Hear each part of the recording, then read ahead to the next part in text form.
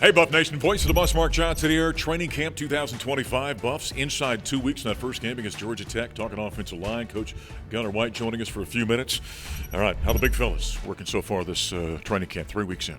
They're doing good, We got about 2 deep in everything, so it's a lot better than we have been over the past 2 years. So I'm really excited to see what it's going to turn out to. I tell you what, the raw material looks the way they're supposed to look. I saw something the other day. Somebody said out to the Buffs are the 4th heaviest offensive line in America. So the raw material's there, is it not? It is, and that really wasn't the goal whenever we were getting them in.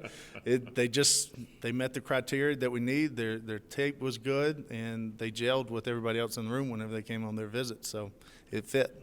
Inside 2 weeks to go, how soon do you cement a starting 5? Or does it matter at this point in time? No, and I've told the room this. I've told the media just a second ago, it's not going to be until game day, until we have it, because that's how tight the competition is. When I saw Jordan Seaton when camp got underway, I walked up and I said, young man, you were a phenomenal talent a year ago. Now you look the part. Oh, yeah. He has changed himself. I mean, he looks like you're supposed to look now, doesn't he? Yeah, absolutely. Yeah. And I credit a lot of that to Swayze. Sure. And then just Jordan's maturity, too, because he's gotten a year under his belt. He was an early enrollee, got some rust knocked off, and, now he's looking great. So we'll see what it does for the future for him. When I was talking to Coach Durant, I said something about, can we run the football this year? And he says, Coach Prime has demanded it. That's been the edict, right? Yeah, that is, and that's our goal. I would love to be 75-25, run the pass. Be able to just run it down and control the game how we need to, and then take some blows off the defense as well.